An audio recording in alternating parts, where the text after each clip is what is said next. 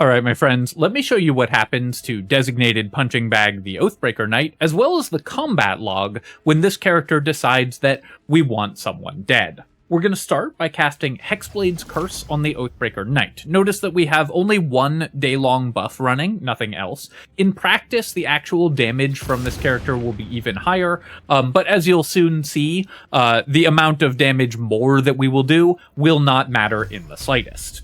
After that, we're going to cast a level 6 magic missile, and we'll target the Oathbreaker Knight with all 9 magic missiles. Now be very careful not to blink here, because otherwise you won't see what's about to happen. Watching the combat log and the huge pile of numbers that appear here, my game actually lagged a little bit. Let's do some scrolling and see just how much damage we did, and we did that all without ever rolling a die or having a chance of any of the damage not succeeding. Alright my friends, let's get to the build. Hello my friends and welcome back to another Baldur's Gate 3 character building guide. Hope you're all doing well. Today I'm bringing you one of the very strongest builds in the game for Honor Mode, and the strongest build in the game for boss fights. This character's damage is so high that there is no enemy in the game with the HP total to survive it, and you do that damage 100% reliably. With one very minor exception, there is absolutely zero fail case for this character, because you never roll dice. You simply choose an enemy and decide that they're going to die, and then they die just by you clicking on them. In addition to that incredible killing power, you're also a fully powered wizard with all of the control, utility, and team support that provides to your party, and have great defensive abilities on top of it, making this one of the most consistent and powerful characters for Honor Mode, and I say this without exaggeration, nearly an instant win button for an Honor Mode run. I'm talking, of course, about the Magic Missile Wizard, and in this video we're going to be updating my previous build of the same name because it has received massive buffs in patch 8, turning this already incredibly powerful option into one of the most absolutely brokenly powerful characters in Baldur's Gate 3. Before I begin, I do want to take a quick moment to say thank you so much to B. Burmeister for the $10 donation, Joe Rundle for the $2, Boxy for the $25, and to Jared Rhodes and Boxy again for becoming channel members. Thank you so much, my friends. I really appreciate the support. It really means a lot. Alright, let's get magical. I'm using Gale as the example character here, because of course this is a wizard build, and he's the wizard of the party, and what's more, it's a very flavorful wizard build for him, because we're going to be using Evocation Wizard, which is his canonical wizard school. Also, I think he looks really good in the hat we're going to use. If you're building this as a custom character, what race you pick almost entirely doesn't matter. We're going to get all of our proficiencies from our class choices anyways, so we don't need racial proficiencies, and there's very few bonuses that this character actually cares about. You could pick Halfling for re-rolling the very few dice that we are going to roll throughout the game, just to make the character even more consistent, or Wood Elf or Half Wood Elf for the additional movement speed. The strongest option overall is almost certainly Dwergar, because the out-of-combat invisibility will allow you to start every fight in the game by surprise, and any fight you start by surprise, you could just blow up the most dangerous enemy in the game 100% reliably. So it makes the character even more reliable if you have Dwergar's invisibility to set up fights the way you want, but you can also just pick up whatever race you feel like for flavor. The character is strong enough that it really does not matter. Although this is primarily a wizard build, we're not going to be starting with a level of wizard, because this character, like many other characters, has received a massive buff in patch 8 thanks to the new warlock subclass, the Hexblade. Hexblade Warlock gets us Hexblade's Curse, which we can use once per short rest to add our proficiency bonus to damage every time we roll damage against a specific enemy. Magic Missile rolls damage many times when you cast it, and at maximum level, thanks to the gear that we're going to be using, we're going to be doing upwards of 30 damage instances per cast of Magic Missile, which will add 120 or even more damage just from Hexblade's Curse alone. In addition to vastly increasing our endgame damage, this is also available right from the beginning of the game, so it powers up our magic missiles and, of course, any other damage that we're doing with our other spells or any other effect that we might have. incredibly in the early game. So not only does this vastly increase the end game potential of the character, it also smooths out the early and mid game, which was one of the more difficult parts of the game for this character before the full combo came online. So Hexblade makes us way better in the end game, way better in the early game, smooths everything out. In addition to Hexblade's Curse increasing our damage when we want to just do massive burst damage, we also get all the other great things about starting as a Warlock, of which there are many.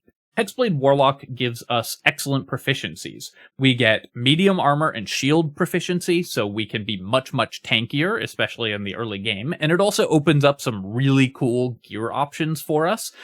Especially having medium armor proficiency can make us even stronger at the core thing that we're trying to do, as well as boosting up all of our secondary abilities. And martial weapon proficiency is also not completely useless for this character either.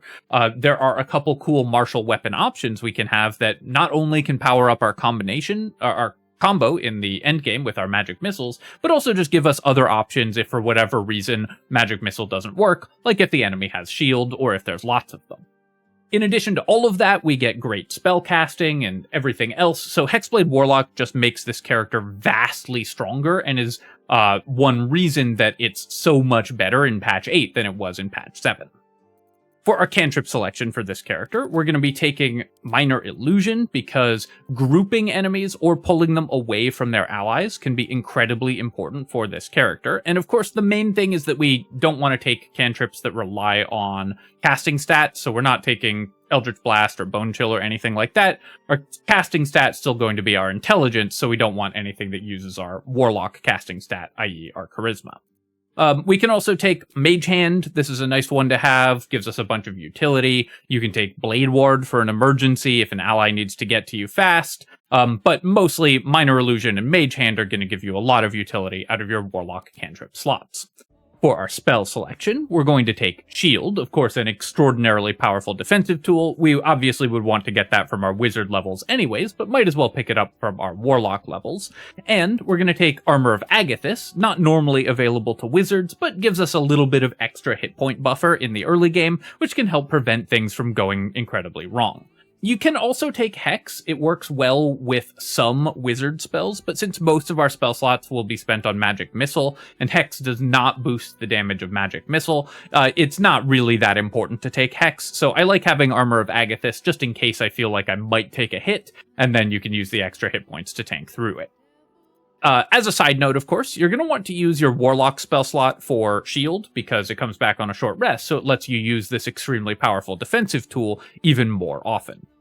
For our ability score selection, we are going to be using Intelligence as our casting stat, so we want that as high as possible. So instead of taking any points in Charisma, we're going to be maxing out our Intelligence at 17. We're also taking 16 in Dexterity, 14 in Constitution, and 10 in Wisdom. We want our Intelligence as high as possible, because we're going to be adding it to our damage many, many times over, so higher is better. And we want our Dexterity as high as possible, because initiative rolls are the only die roll this character ever makes that matters. If you win initiative, your enemies don't get a turn, because on your first turn, you will simply kill them without ever rolling dice, so we want our Dexterity as high as possible to make sure that we always win initiative. We'll take 14 Constitution so that we can't get one shot, and then Wisdom to give us at least some Wisdom saving throw, though in general, enemies that have spells that you care about or Wisdom save targeting effects, you're simply going to kill before they ever get to use them. This character will want to use one stat item or stat boost throughout the game. That can either be Ethel's Hair or the Mirror of Loss or both. If you're using Ethel's Hair, you're going to want to take 17 Intelligence so that that odd number boost brings you up to 18. That is the most powerful way to build the character, though not required. This character does so much damage that even if you play it with lower Intelligence, i.e. you decide that you're taking story events where you don't get either of those stat boosts to the character, you will still be just fine. So you don't need the stat boosts, but it is the way that will give you the highest possible peak damage output. So we're going to be assuming that you're doing that for this guide. Our skill selection doesn't matter at all. This character is not going to be your party face, so you don't need to worry about dialogue skills or anything. You can take investigation. It sometimes is rolled outside of combat, but most of the intelligence skills are also not rolled outside of combat, so you generally don't need to worry about your skill selection. Just make sure that you have the highest possible intelligence, despite starting as a warlock. That's all of the decisions you have to make at level 1, so let's move on to level 2. At character level 2, we're going to be immediately leaving Warlock and starting to take levels of Wizard. By the way, we want to take Warlock at level 1 so that the game uses our intelligence for any items, scrolls, illithid powers, etc. that we are casting, because of how it calculates the casting stat for those, so take Warlock at level 1 and then take levels of Wizard. For our cantrip selection here, we're going to be taking our combat cantrips, because these will use our intelligence, since they come from wizard levels. So we're going to take Ray of Frost, the most important combat cantrip, and the best one to have access to. And we will also take Bone Chill. Might as well grab that now, because it's going to be incredibly useful to prevent enemy healing. Very good at later levels. And then I actually think there is a great Dark Horse option for this character. We aren't going to be making that many melee attacks, but when we do, having Booming Blade is a pretty solid boost to our damage output, and this character can use melee attacks. For a lot of the game, we're going to have Phalar Aluve equipped, as well as 16 dexterity, so sometimes you might want to just make a melee attack, and Booming Blade powers that up dramatically. Mostly, though, that's because there's nothing else here that we really care about grabbing, so we can take Booming Blade just to have some fun with it occasionally. All of these cantrips, except for Booming Blade, are available from scrolls, so you can do some respecs when you get scrolls of the combat cantrips. If you want to play Pokemon and catch all the wizard spells, then be my guest, but these are the most important ones to have. For our spell selection, of course, the most important thing is that we learn Magic Missile. Magic Missile is the bread and butter of this character. It's not the only trick we have, but it is the most important one. Another great combat spell for us to have at low level is Chromatic Orb. This lets us do a bunch of different damage types and offers crowd control. And then we can take Long Strider and Enhanced Leap to give us extra mobility, Grease for a crowd control option, and then you can take a utility spell that you might want to use like Fog Cloud or Find Familiar. For our prepared spells at this level, just ignore these higher level spells. These are ones Gale has learned from scrolls in this playthrough. But the most important thing is what we have prepared. We're going to take Magic Missile, Chromatic Orb. These are our combat options. We're going to take Long Strider and Enhanced Leap. Normally, we would have, which are ritual spells, so we can cast them outside of combat without spending spell slots in order to increase our character's mobility.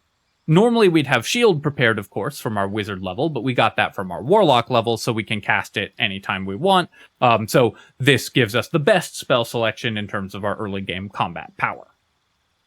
At character level 3, we're going to be taking our second level of Wizard, and we get to choose our Wizard spell school. The school that we're going to choose is Evocation.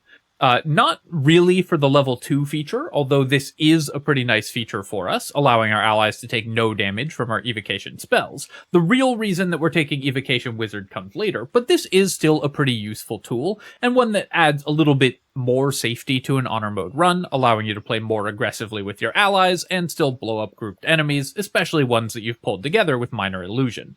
A fun fact about Baldur's Gate, by the way, is that when Larian first released stats right after the game had launched, the single most common cause of death for players was their own fireballs. So if you're prone to that kind of mishap, Evocation Wizard also will prevent that from happening.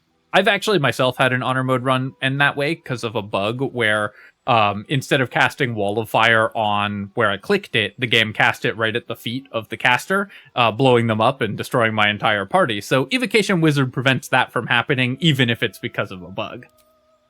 For our spell selection at this level, we will be able to take stuff based on what we found scrolls for. Of course, we're a wizard, so we're going to be collecting scrolls and learning those. But other important spells to have access to are things like Fog Cloud and Thunder Wave. Fog Cloud is a no-save blind effect, so very useful, and Thunder Wave can push enemies away from us for a little bit more safety if we do allow an enemy to get close.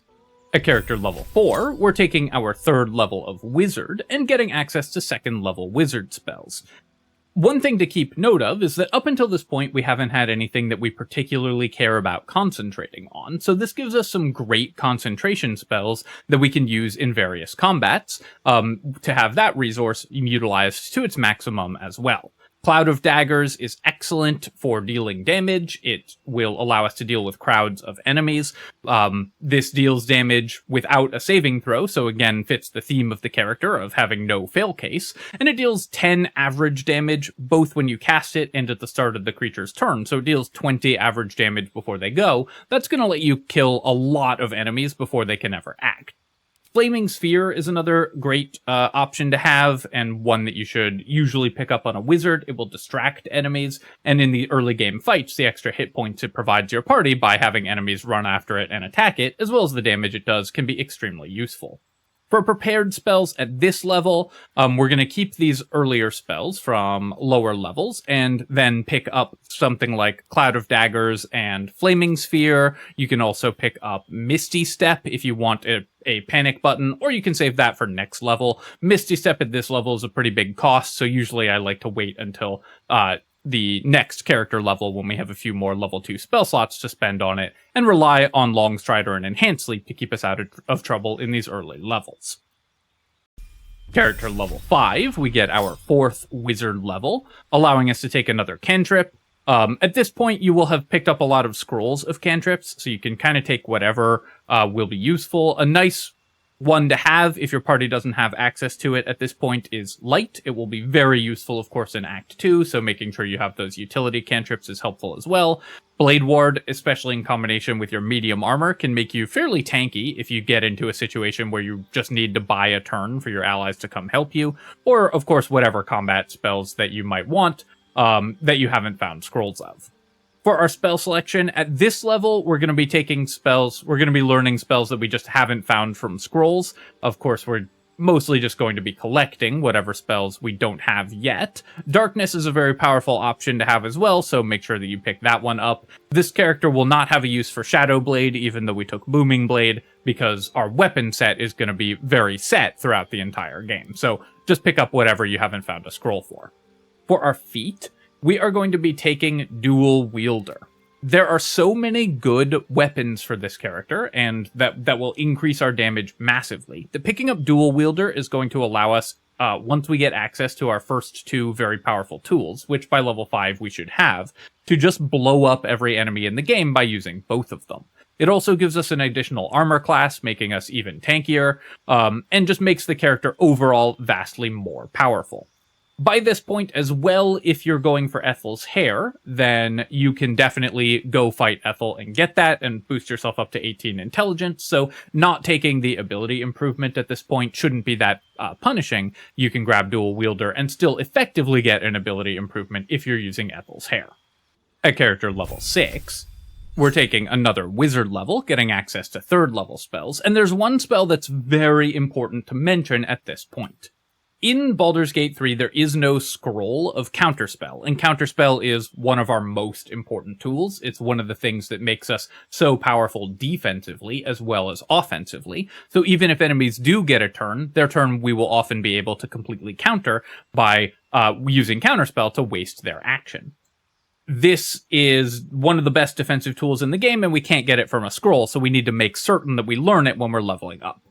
We also want to pick up Haste. This character will be very safe because usually the most threatening enemy on the field will be dead, and if we are concentrating on Haste either for an ally or for ourselves, that increases our power level dramatically. Hasting ourselves can let us use more magic missiles in a turn, because the haste action can also be used to cast a magic missile. So if an enemy survives our first barrage, then we can kill them with our second one, or we can use it to support our allies if we want to do that as well. So for our prepared spells at this level, we're going to be picking up it keeps resetting my prepared spells. We're of course going to be picking up Counterspell. We will keep Cloud of Daggers as a concentration option, pick up something like Hypnotic Pattern as well as a control spell, and we'll grab Haste in order to give ourselves more buffs. Something to keep in mind about your spell selection as well is although a lot of our spell slots will go for Magic Missile, and this seems, at first glance, like a one-trick pony character that just blows up enemies with Magic Missile, This is actually an extremely versatile and powerful caster with all of the potential that a wizard normally has, and you should play like one. Don't forget that in addition to your burst combo, you are also just a fully powered wizard, and you have all the benefits of being a wizard. At character level 7, we're taking our 6th level of wizard, getting potent cantrip, which is pretty nice. This gives us a great option for our cantrips. Now, this makes Acid Splash a really solid cantrip for an Evocation Wizard. So if you don't have Acid Splash, the AoE damage and guaranteed half damage on that, if you haven't found a scroll for it, go ahead and make sure that you have Acid Splash as a cantrip known, because potent cantrip means that it will be effective even when you miss. Normally a bad cantrip, very good for Evocation Wizards. For our spell selection at this level, again, pick up the most important spells that you are currently missing. Glyph of Warding is a great AoE damage spell that also provides control and is non-concentration. Sleet Storm is an incredible AoE control spell because it makes a gigantic ice surface, so enemies will slip and fall on it and lose their turn. If an enemy falls prone on their turn, they lose the rest of their turn, so Sleet Storm will often be a gigantic AoE stun. You can take Fireball to clear out lots of weak enemies, very useful in some combats, of course, since this character is so good at dealing with single strong enemies. Something like Fireball or Lightning Bolt to clear out the chaff can be incredibly helpful as well. So those are some great options. And don't forget, of course, that you can also swap out your currently prepared spells for other spells depending on the encounter, though make sure that you always have Magic Missile prepared. At level 8, we're continuing to take wizard levels and gaining 4th level wizard spell slots, which gets us access, of course, to 4th level spells. There's a few here that are really powerful. Greater Invisibility is yet another way that we can initiate combat on our terms and not on enemies' terms. And with decent dexterity, especially if you take a background that gives you stealth proficiency, you can even use the Greater Invisibility stealth pool or cast it on an ally to do even more cheese and kill enemies before combat actually starts. Ice Storm is a great non-concentration AoE damage spell, so a solid option as well. Conjure Minor Elemental gives you a summon, which can distract enemies while you set up for a magic missile. For prepared spells at this level, I like to have Wall of Fire and Ice Storm added to my currently prepared spells. We can work Glyph of Warding in here somewhere as well if we want. We probably won't be concentrating on Cloud of Daggers that often, so you can swap it in for that, for example. One cool trick with Evocation Wizard is that Wall of Fire is an evocation spell, so you can stand safely inside your own walls of fire. Now, you will still take burning damage from the fire surface, because Wall of Fire sets the ground on fire as well. So you'll take a d4 of burning damage and get set on fire if you don't have immunity to that. But if you, for example, get yourself wet, you have immunity to burning. There's a bunch of items that give immunity to burning, or there's armors that give you damage reduction that will make the burning deal no damage. And then you can safely stand inside your own walls of fire, making you effectively immune to most melee enemies who will have to run into a raging inferno in order to get to you. So that's a very cool trick that you can use with Evocation Wizard with certain item setups. And of course you can do that all while doing the entire burst combo that this character is built around.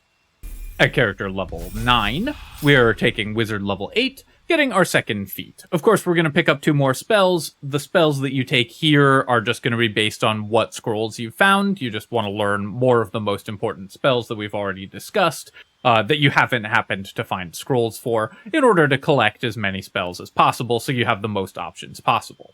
The feat that we're going to take is an ability score improvement to boost our intelligence. Though it is worth noting that this character, if you are planning to use Ethel's Hair and the Mirror, will hit 20 intelligence anyways, in which case I suggest taking Alert instead of the ability improvement. 20 intelligence is a good breakpoint for the character because it gives you a ton of burst damage with your missiles, it makes your save DCs really high, and initiative is the thing that we're going to be needing to patch with gear. But if we instead use the stat boosting items to boost our intelligence to maximum and take Alert, then the character will be even safer and even more reliable, because we will then never lose initiative with +8 and then potentially more from items, and be able to burst down even the fastest enemies in the game before they ever get to act. So the best way to do the character is to use both stat boosting items, both stat boosting events to get your intelligence to 20 without ever using an ASI. If you are planning to do one or neither of them, just take the ASI and then you'll use items in order to patch your initiative instead. At character level 10, we get to take Wizard 9 and get 5th level spells. There aren't that many 5th level spells that we're that excited for at this point. A lot of our 5th level spell slots are just going to be being used on Magic Missile, but one that is very important to grab is Conjure Elemental. This is a day-long buff that makes the character enormously stronger throughout the entire day, and can be used to boost your entire party because Conjure Elemental just gives you basically a 5th party member. It's not quite as strong as a whole character at this point, but when we get Myrmidon summons at as 6th level spells, it's basically like adding a whole 5th character to your party. Obviously extremely powerful. Another good option is Cone of Cold. If you get a group of enemies wet, you can group them with Minor Illusion before combat starts, hit them with a bottle of water from an ally or a cast of Create Water or something, and then cast Cone of Cold to blow them up. This will clear out all of the weak enemies and adds in the encounters while your Magic Missile blows up the boss. So some great options there. For our prepared spells at this level, I like to have Conjure Elemental and Cone of Cold prepared, and then we can go back and grab some other control spells that we might want from earlier levels, or anything that we feel like we're missing. Misty Step is also a great panic button, which of course, this character doesn't need as much as many characters, but you usually want to have prepared on every caster, so another great spell to keep in mind. One thing, again, I should reiterate, is this character will want to change its spell selection from encounter to encounter very regularly. BG3 lets you change your prepared spells anytime outside of combat, and you're going to have a huge number of spells because you're a wizard. You're the most versatile caster in the game. Make use of that power in order to customize your spell list for the encounters that you're going to face. At character level 11, we're taking our 10th level of Wizard, and this is the reason that we wanted to be an Evocation Wizard, is that we get Empowered Evocation. This lets us add our Intelligence modifier, which at this point is +5 probably, to our damage rolls with Evocation spells, of which Magic Missile, of course, is one. So we're adding our Intelligence modifier up to 8 times over at this level, or 9 times over at the next level, in order to blow up enemies with even more flat damage. 45 flat damage at with a 6th level Magic Missile is a ridiculous amount of damage to add that doesn't rely on any dice, and in combination with the Hexblade's Curse, lets us add a ton of non-RNG reliant damage to our attack. As I have said many times throughout these character builds, the enemy of optimization is randomness, and this character entirely forgoes it. We don't roll to hit. Our damage dice are almost entirely flat damage. We roll some d4s, but other than that, we are going to be able to exactly predict how much damage we do with every cast, and that damage will always be high enough to kill enemies because there's just so much of it. So we never have to worry about getting unlucky. We never have to worry about an enemy pulling out a trick that we didn't expect, unless, of course, they have the shield spell. So you definitely want to look up which enemies have that. But otherwise, any enemy that you look at, you point and click, and then they are gone. For our cantrip selection at level 10, of course, we're going to take True Strike to annoy people in the YouTube comments. And then for our spells, we're going to round out our spell selection with any spells that we haven't found scrolls for in order to have the most possible options. I should mention also Cloud Kill is a pretty nice spell to have. It's Conjuration, not Evocation, so your allies are not immune to it. But if you can keep enemies trapped in it, it's good consistent damage and another way to clear out lots of weak enemies while your Magic Missile blows up the strong enemies. And finally, at character level 12, we get 6th level spells and 6th level spell slots, letting us max out our Magic Missiles. Magic Missile with a 1st level slot is 3 missiles, and with a 6th level slot is 8 missiles, and then we can add 1 more with an item for a total of 9 missiles fired with a 6th level slot. That's an expensive investment, but it will just wipe out whatever we point it at. there's a common misconception with this type of character as well, that it's going to run out of resources really fast because we're going to use our 6th level spell slot to blow up an enemy. But actually, this type of character that uses one spell slot to blow up the strongest enemy in the encounter has more longevity than most casters, because that's the only resource we have to use in order to win a lot of encounters. When there's an encounter or a boss fight that you can win with one spell cast, it saves you resources, and then you have all of those other spells, whereas another caster would probably cast multiple spells in order to win this fight. So these types of burst combo characters actually last longer in an adventuring day than a more standard caster. It's a little counterintuitive, but worth pointing out. For our 6th level spells, we get a bunch of great options as well, but the most important one to have is going to be Globe of Invulnerability. This, of course, wins a lot of encounters on its own, and if there's any encounter that you know is going to last more than one turn, because maybe your magic missile isn't enough to kill the enemies, you can just cast a Globe of Invulnerability. That will win most encounters. A lot of late game encounters are pure damage races, and Globe of Invulnerability just wins those by giving you 3 turns of head start in dealing damage to enemies where they can't damage you back. The other spell that I recommend learning is picking up Wall of Ice. It's one of the bonuses of being a wizard, is getting this spell. And Wall of Ice was again newly fixed in patch 8 and is now ridiculously powerful. Wall of Ice deals 10d6 cold damage, and then when you first cast it, as well as knocking enemies over, and then 10d6 cold damage when the wall breaks. But the important thing is that the cloud of cold gases is left when the wall breaks for any reason, including manually canceling your concentration. So you can cast Wall of Ice, deal 10d6 initial cold damage, and then immediately cancel concentration on it. Enemies standing in it will take the 10d6 cold damage from the gas, and then at the start of their turn, they'll take 10d6 more cold damage for a total of 30d6 cold damage. You can then double that with the wet condition because it's cold damage. So getting enemies wet is good, not just for fan fiction, but also for Walls of Ice. And that will deal 30d6 cold damage doubled, which is an amount of damage that's so high I can't count to that number. That will wipe out pretty much any non-boss enemy in the game. So now you have a combo that one-shots entire encounters in the form of Wall of Ice plus the wet condition, and you have a spell that one-shots the single strongest enemies of the game in the form of Magic Missile, giving this character so much damage that you can obliterate groups of enemies as well as single enemies with ease, leaving no challenges left that you can't take out in a single turn.